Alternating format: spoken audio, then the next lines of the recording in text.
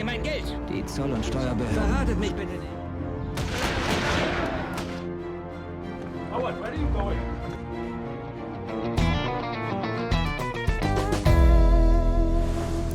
Hai guys, masih bareng Dava di sini. Nah, kali ini ada cerita nyata tentang seorang bandar narkoba bernama Howard Marks. Salah satu bandar terbesar yang bertanggung jawab atas peredaran ganja di 3 benua. Masa kecilnya dari kampung biasa dan sering dibully teman-temannya. Kemudian ia lulus di kampus ternama Oxford, Inggris. Sebenarnya si Howard ini pintar guys, namun sayangnya ia terjerumus ke dalam dunia narkoba karena tertarik dengan penghasilannya yang besar. Ya lagi-lagi uang guys. Ya udahlah, langsung saja ya, pasang headsetnya dan jauhi tempat ramai, dengarkan baik-baik dan ini dia cerita Mr. Nice. Dari kecil sampai SMA, Mr. Nice atau Howard Marks tinggal di daerah pinggiran bernama Canfield Hill. Di sekolahnya ia seorang pendiam dan sering dibully karena tak bisa bergaul dengan teman-temannya. Tapi walau begitu, ia berprestasi dan selalu mendapatkan nilai bagus di setiap mata pelajaran.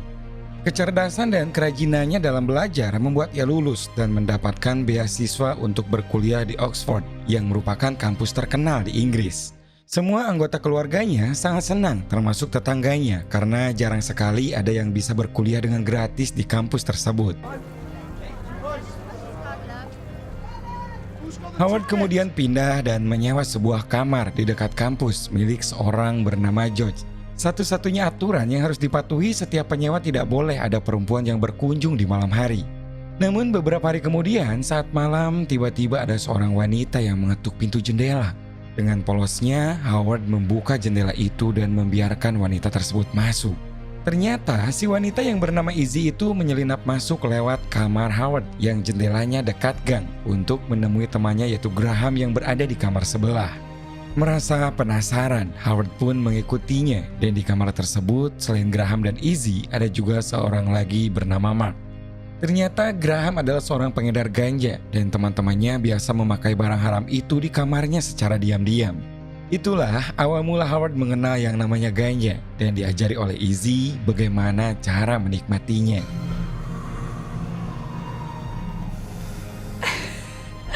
Semakin kesini, karena kamarnya selalu digunakan sebagai tempat masuk anak-anak, ia jadi banyak kenalan dan sering ikut berpesta di kamar Graham.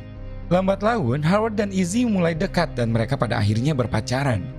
Karena cinta pertama, Howard pun malah banyak menghabiskan waktu bersama Izzy daripada fokus terhadap kuliahnya. Begitulah kehidupan Howard saat masa kuliah yang banyak dihabiskan dengan berpesta dan semakin terjerumus ke dalam dunia narkotika bersama Graham. Walau begitu, karena pada dasarnya Howard adalah anak yang pintar, ia pun berhasil lulus dan memutuskan menikah dengan Izzy. Mereka berdua guys kemudian pindah ke London dan bertahan hidup pas-pasan. Tuntutan pekerjaan membuat mereka berhenti menghisap ganja karena guru harus memberikan contoh yang baik. I had gone straight just when the rest of the country had started to... 6 bulan kemudian mereka berdua diundang ke pesta rumah baru Graham. Dan Howard sedikit penasaran dengan pekerjaan Graham yang kini mampu membeli rumah yang sangat mewah. Ternyata Graham masih menjadi bandar sekaligus penyelundup dari Pakistan milik seorang bos bernama Durrani. Ya namanya manusia guys, Howard juga punya rasa iri, apalagi kini ia juga hidup dalam kekurangan. Saat melihat-lihat bagian rumah, Howard bertemu dengan seorang bernama Judy yang sedang bermain Go. Mereka pun berkenalan dan bercanda, bahkan Judy tidak percaya kalau Howard adalah seorang guru karena menurutnya tampang Howard malah tampak seperti pengedar. Mendengar kata-kata itu, Howard sempat berpikir untuk ikut menjadi penyelundup. Namun ketakutan akan resikonya masih besar sehingga ia pun berusaha melupakan niatnya itu. Beberapa hari setelah pesta, istri Graham bernama Mandy menelpon dan mengabarkan jika Graham tertangkap otoritas Jerman ketika melintasi perbatasan. Mandy meminta tolong agar Howard pergi ke Jerman untuk melihat keadaan suaminya. Namun Howard menolak dengan alasan tak pernah keluar negeri. Padahal sebenarnya ia hanya tak ingin meninggalkan Izzy sendirian. Namun tiba-tiba saja guys, Izzy mengatakan sesuatu yang tak pernah terpikir oleh Howard. Ia jujur kalau beberapa hari ini ia mencintai pria lain. Tentu saja Howard patah hati mendengarnya. Dan seketika saat itu juga Howard mengubah keputusannya untuk nekat pergi ke Jerman menemui Graham. Sesampainya di tempat yang dituju, Graham ternyata sudah pasrah dengan hukuman yang akan diterimanya karena saat itu ia tertangkap dengan selundupan yang lumayan banyak. Namun sebelum berpisah, ia ingin agar Howard meneruskan usahanya karena masih ada puluhan kilo ganja yang sudah disembunyikan di dalam mobil dan siap diedarkan di London. Awalnya Howard menolak karena takut tertangkap juga. Namun Graham meyakinkan jika Howard melakukannya maka akan aman karena wajahnya masih asing. Dan satu lagi yang tidak bisa Howard tolak adalah tawaran uang yang sangat banyak jika berhasil. I get it back to London, you make a ton of money. How much? Setelah itu, Howard kemudian pergi ke suatu gudang yang ternyata benar di dalamnya sudah ada mobil dan puluhan ganja yang tersimpan di bawah jok. Untuk pertama kalinya, Howard nekat membawa mobil tersebut melewati setiap perbatasan menuju London. Tentu saja, setiap melewati penjagaan, ia tak bisa tenang dan selalu was-was. Tapi ternyata, benar kata Graham, wajahnya yang asing membuat setiap penjaga membiarkannya lewat tanpa pemeriksaan. Setibanya di London, Howard mengarahkan mobilnya ke rumah judi dan semua ganja-ganja itu pun akhirnya disembunyikan di rumahnya. Dengan bantuan judi, ganja-ganja itu nantinya akan diedarkan. Dan karena judi juga ternyata seorang pemakai, ia tak keberatan membantu, apalagi ia juga terlihat menyukai Howard. Ternyata ganja tersebut terjual hanya dalam beberapa hari. Kemudian Howard langsung menemui bos Graham yaitu Durrani untuk menyetorkan uang hasil penjualan. Durrani tampak sangat senang karena Howard berhasil menjual ganja-ganjanya dengan sangat cepat. Howard pun meminta agar stok ganjanya ditambah lagi. Durrani segera menyanggupi dan ia mampu melakukan pengiriman dalam jumlah besar lewat bandara Karachi. Namun masalahnya Howard harus mencari dulu orang dalam di bandara London yang mau diajak bekerja sama. Any amount of merchandise up into the air from Karachi Airport. Right. Esoknya Howard diantar menuju tempat Jimmy oleh temannya yang bernama Alan. Menurut Alan, Jimmy ini punya banyak kenalan di bandara dan pastinya bisa membantu melancarkan penyelundupan. Awalnya guys, Jimmy menolak karena ternyata ia adalah seorang pendukung IRA atau Gerakan Revolusi Irlandia yang anti pada narkoba.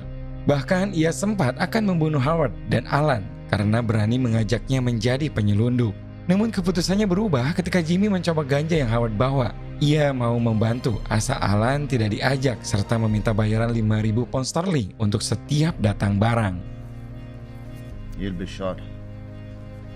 We'll all be fucking shot. 2 hari kemudian, Jimmy mengantarkan Howard menuju kargo bandara dan mengenalkannya dengan beberapa staf penting di sana. Tempat itu akan menjadi tempat yang aman untuk menyelundupkan narkoba dari Pakistan nantinya. Demi keamanan, Jimmy juga menyarankan agar Howard pulang dari Pakistan nanti menggunakan transportasi lain. Setelah semua dikondisikan, Howard kemudian berangkat menuju Pakistan menemui Malik yaitu bos Duran. Di sana ia juga melihat langsung bagaimana pembuatan narkoba yang mereka sebut-sebut sebagai hash. Hash ini terdiri dari campuran ganja berbagai kualitas sehingga menghasilkan rasa yang luar biasa. Sehingga tak heran Howard mampu menjualnya dengan cepat karena rasa dan kualitasnya sangat bagus. Ia juga kemudian mencoba sendiri bersama orang-orang di sana dan merasakan bagaimana kenikmatannya ketika hash baru dibuat.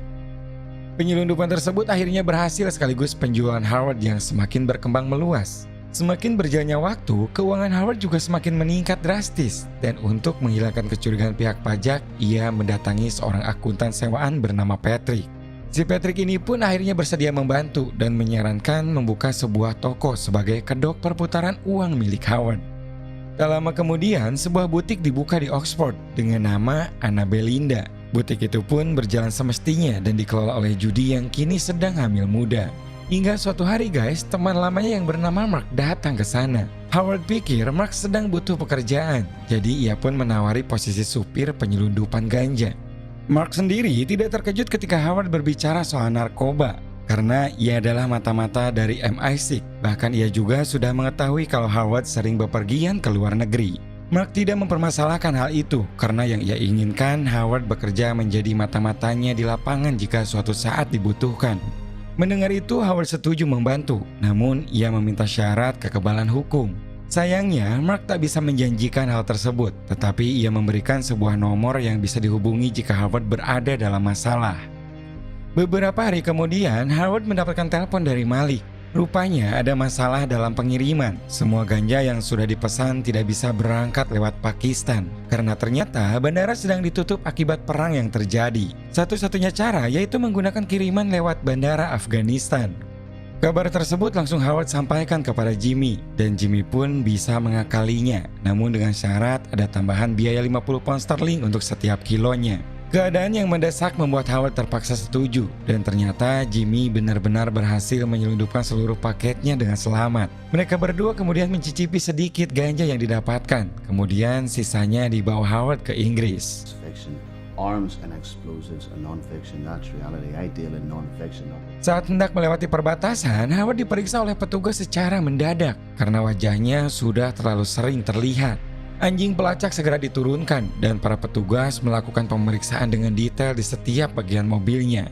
Untungnya tak ada satupun ganja yang ditemukan karena ternyata Howard pintar. Ia membawa ganja-ganjanya di mobil lain yang dibawa oleh orang-orang lanjut usia, yaitu teman Jimmy. Setelah penyelundupan itu sukses, beberapa hari kemudian sebagai perayaan, Howard sekeluarga termasuk Jimmy dan Patrick berlibur. Saat liburan itu, Patrick mengusulkan agar Howard melebarkan bisnisnya ke Amerika karena di sana pemakai ganja sangat banyak, hampir 10 kali lipat daripada di Inggris. Mendengar itu, Judy menolaknya karena khawatir dengan resiko jika sampai diketahui oleh FBI. Apalagi mereka juga kini punya seorang anak, lagian juga tidak ada kenalan di bandara sehingga akan sulit menyelundupkannya. Namun Howard yang tertarik dengan keuntungan besar berhasil menemukan jalan keluarnya, yaitu dengan memanfaatkan rental sound system untuk konser antar negara. Semua ganja akan dimasukkan ke dalam speaker karena memang pada saat itu pemeriksaan barang-barang seperti sound system atau alat-alat musik tidak terlalu ketat. Sementara peralatan sound masuk bandara, Howard sendiri terbang lebih dulu untuk bertemu dengan kenalannya seorang bandar besar bernama Ernie. Mereka pun membicarakan mengenai kemana barang-barang Howard akan dikirim, yang ternyata barang-barang tersebut akan dikirim ke Vegas, yaitu pasar terbesar milik Ernie. Sayangnya guys, di sisi lain, tim Howard membuat satu kesalahan besar, yaitu meninggalkan satu buah speaker di bandara. Akibatnya, pihak keamanan segera mengetahui dan langsung melaporkan penemuan tersebut kepada FBI. Tak butuh waktu lama, beberapa anggota FBI datang untuk melakukan pemeriksaan. Mereka pun membiarkan barang tersebut diantarkan pihak bandara kepada pemiliknya. Nah, setelah dibawa, barulah FBI langsung melakukan penggerebekan dan berhasil menangkap salah satu anak buah Howard. Well, sir, gonna help me? Sorry, Pig. I'm just a dude picking up speed. Sementara itu, Howard sendiri sedang bersantai di hotelnya dan baru mengetahui masalah tersebut ketika tak sengaja melihat berita di TV. Tak menunggu waktu lama, ia segera membereskan semua barangnya untuk pergi. Namun sayangnya terlambat karena FBI sudah berada di bawah hotel. Beberapa hari kemudian, Howard langsung disidang di persidangan Inggris dan mendapatkan tuntutan hukuman yang sangat berat. Bahkan jaksa penuntut menegaskan kalau kejahatan Howard tidak bisa dijaminkan dengan uang dan harus segera diberikan hukuman seberat-beratnya. Tapi ternyata tidak semudah itu guys untuk menjebloskan Howard ke penjara. Ia kemudian langsung memberikan secari kertas kepada hakim yang tertulis nomor telepon MI6 yang diberikan Mark dulu. Tak lama kemudian datanglah Mark beserta pengacaranya. Satu-satunya cara agar Howard lepas adalah dengan mengakui kalau dirinya salah satu mata-mata MI6 yang sedang menyelidiki kelompok IRA. Namun di sini Mark menegaskan kalau setelah bebas nanti Howard tidak lagi bekerja untuknya. Akhirnya dengan bantuan dari Mark dan pengacaranya, Howard diperbolehkan menjadi tahanan rumah dengan jaminan uang 50.000 pound sterling. Bail is granted for sureties totaling £50,000. Setelah bebas, Howard, Judy, dan anaknya memutuskan tinggal di rumah orang tuanya. Namun ternyata masalah mulai berdatangan. Karena pengakuan sebagai mata-mata, maka pihak IRA banyak yang mencari keberadaan Howard. Belum lagi media yang mencari berita ataupun pihak pajak yang membekukan semua tabungan Howard. Howard pun merancang skenario penculikan untuk dirinya sendiri agar bisa keluar dari rumah dan menghilang. Penculikan itu dilakukan dengan metode dan atribut seperti Ira, sehingga orang tua Howard melaporkannya seolah benar diculik oleh Ira. Karena terlalu banyak orang yang mencarinya, Howard akhirnya tinggal bersama Judy di sebuah van dan hidup berpindah-pindah dari satu tempat ke tempat lainnya. Tentu saja, semakin kesini persediaan uang yang Howard miliki juga semakin menipis, sehingga pada akhirnya Howard kembali menelpon Ernie untuk mengajaknya bekerja sama. Selain Ernie, ia juga menghubungi Malik sebagai penyuplai, tetapi Malik menolak karena kiriman yang terakhir juga belum Howard bayar.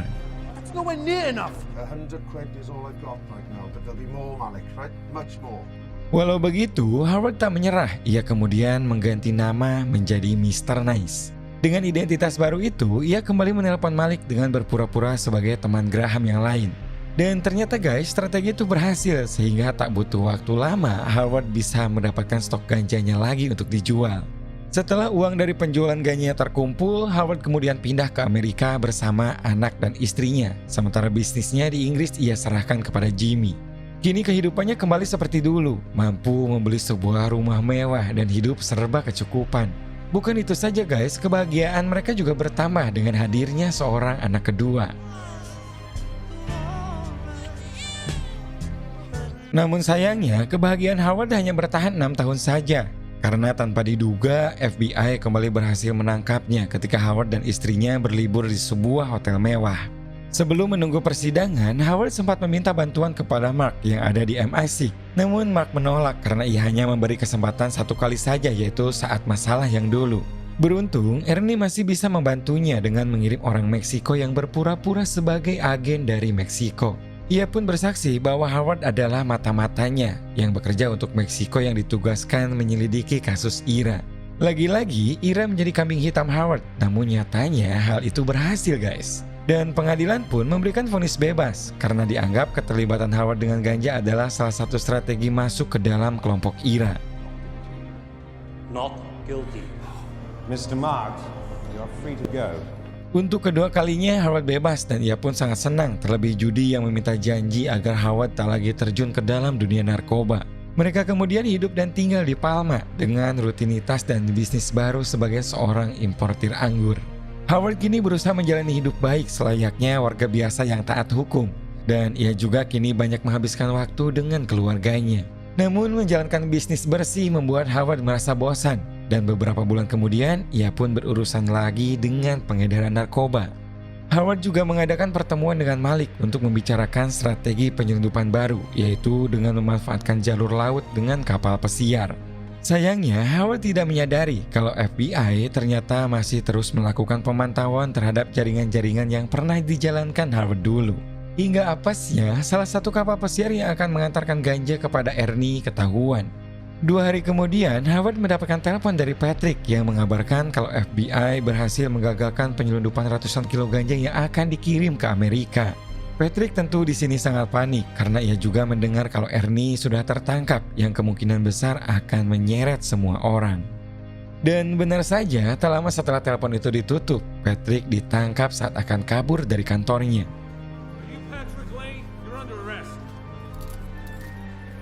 Sementara itu, Judy saat makan malam merasakan firasat buruk kalau Howard akan tertangkap lagi. Tetapi Howard menenangkannya bahwa kini ia telah bersih dan ingin menjadi ayah serta suami yang baik bagi keluarga. Walau begitu, Judy tak percaya sepenuhnya karena ia terus-menerus melihat Howard yang gelisah dengan teleponnya. Besoknya guys, Howard didatangi pihak FBI dan ia pun akhirnya ditangkap tanpa melakukan perlawanan. Judy yang kaget berteriak histeris, begitu juga dengan anak-anak Howard yang merasa ketakutan.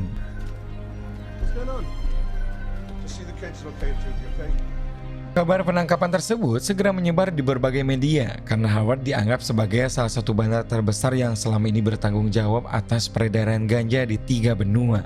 Mirisnya, anak-anak Howard yang dititipkan kepada tetangganya melihat berita itu dan mereka pun mendengar kalau kedua orang tua mereka akan diekstradisi ke pengadilan Amerika.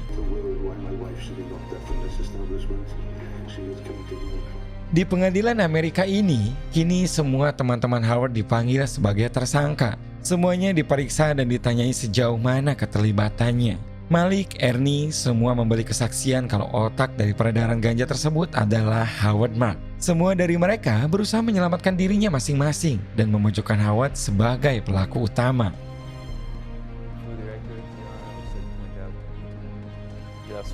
Howard saat itu tetap diam dan tak mengakui semua tuduhan yang dilontarkan kepadanya. Sampai pada akhirnya ia pun menyerah dan mengakui ketika diancam kalau Judy akan ikut ditahan selama persidangan masih berjalan. Howard tentu saja tak tega jika anak-anaknya di luar sana terlantar tidak mendapat perhatian. Pada persidangan terakhir, pengakuan Howard mengantarkannya pada hukuman 25 tahun penjara di salah satu penjara federal dengan tingkat keamanan tinggi. Setiap harinya Howard jalani dengan perasaan yang tidak damai. Efek ganja yang selama ini ia hirup mulai terasa hingga merusak beberapa organ tubuhnya. Ia juga merindukan Judy dan anak-anaknya yang tak lagi bisa ke Amerika karena telah masuk daftar hitam pemerintahan setempat. Rasa rindu itu mendorong Howard untuk memperpendek masa tahanannya dengan bekerja sebagai pengacara tahanan dan membantu beberapa tahanan di sana agar mendapat bebas bersyarat. Setelah bertahun-tahun lamanya guys, Howard akhirnya menggunakan kembali kecerdasannya untuk hal yang benar. Dan ia pun akhirnya berhasil mendapatkan rekomendasi bebas bersyarat atas semua kelakuan baiknya. In light of this, I am recommending to the United States Regional Parole Commission for you to be released on parole on March 10th. Pada masa tahanannya yang ke-6 tahun, Howard akhirnya dapat bertemu dan memeluk keluarganya lagi. Dan setelahnya, ia hidup lurus menjadi pembicara di berbagai seminar untuk membagikan pengalamannya. Thank fuck for that.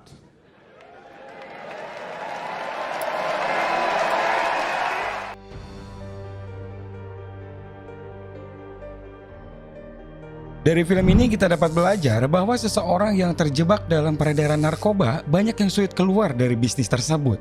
Ada yang terlalu kecanduan, ada yang selalu dikejar pengedar, ada pula Howard yang terlalu bosan ketika menjalani kehidupan normal. Terbiasa berada dalam situasi menegangkan ternyata dapat membuat pikirannya tak lagi jernih, sehingga mereka lebih mementingkan kesenangan hidup daripada keselamatan dan keamanan. Mengedarkan narkoba yang awalnya dilakukan untuk mencari uang justru berubah menjadi ajang untuk mencari kesenangan. Semoga cerita kali ini bisa menghibur kalian guys. Terima kasih banyak dan jangan lupa tonton juga video 7 menit lainnya. Oke, bye-bye. Sampai jumpa lagi.